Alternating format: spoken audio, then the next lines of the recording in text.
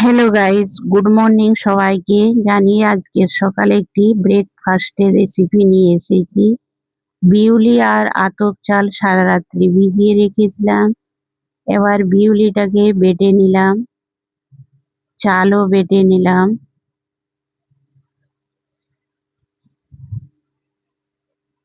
এবার বেটারটিকে ভালো করে মিশিয়ে নেব। মেশানোর পর 2 ঘন্টা মতো ঢাকিয়ে রেখে নেব। রাখার পর দেখুন কত সুন্দর আমার বেটারটি ফুলে গেছে।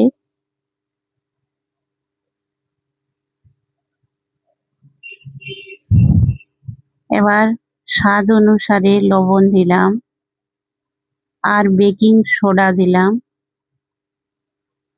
হাফ চা চামচ মতো দিয়েছি।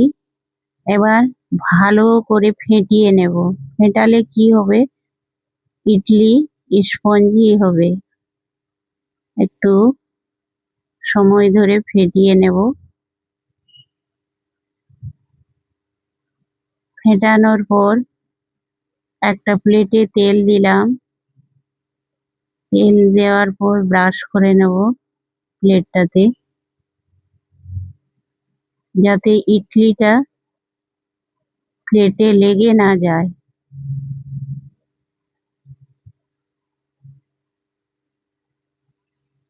2 হাতা মতো বেটার দিলাম। এবার ভালো করে প্লেটে সেট করে নেব, একটু নাড়িয়ে। এবার সেদ্ধ করতে বসিয়ে দিলাম, ঢাকাও দিয়ে দিলাম।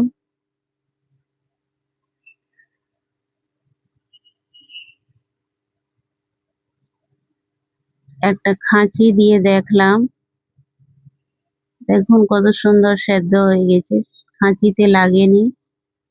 দুটোই বানিয়ে দেখালাম। এবার ছাড়িয়ে দেখাচ্ছি আপনাদেরকে, দেখুন কত সুন্দর হয়েছে। দুটোই ছাড়ালাম, বেশ স্পঞ্জি হয়েছে আর হালকাও হয়েছে, খেতে খুব ভালো হয়েছিল।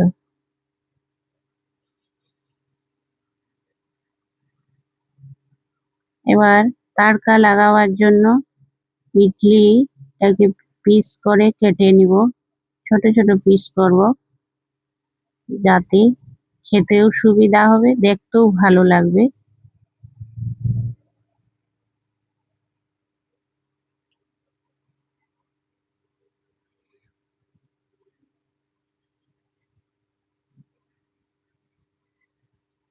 এইভাবে আপনারা বাড়িতে বানিয়ে দেখতে পারেন, খুব সহজে তৈরি হয়ে যায়। দেখুন কত সুন্দর স্পঞ্জি হয়েছে, একটা কেটে দেখালাম।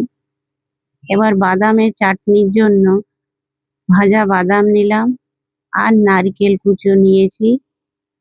তাড়কা লাগাবার জন্য সরিষার তেলে কিছু অল্প হলুদ দিয়েছি, শুকনো কাঁচা লঙ্কা দিলাম, গোটা সরিষে দিলাম, আর কিছু দিলাম কারি পাতা, আর দেবো পেঁয়াজ। পেঁয়াজগুলোকে লাল লাল করে ভেজে নেব।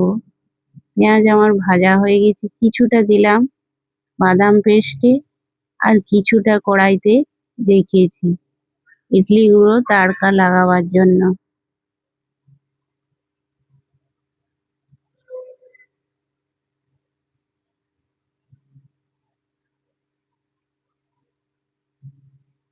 একটু চিনিও দিতে পারেন আপনারা, আমাদের চিনি খায় না, ওই জন্য দিই না, মিষ্টিটা কম পছন্দ করে। লঙ্কা গুঁড়ো দিলাম। এবার আর কিছুক্ষণ নেড়ে চেড়ে মিশিয়ে নেব।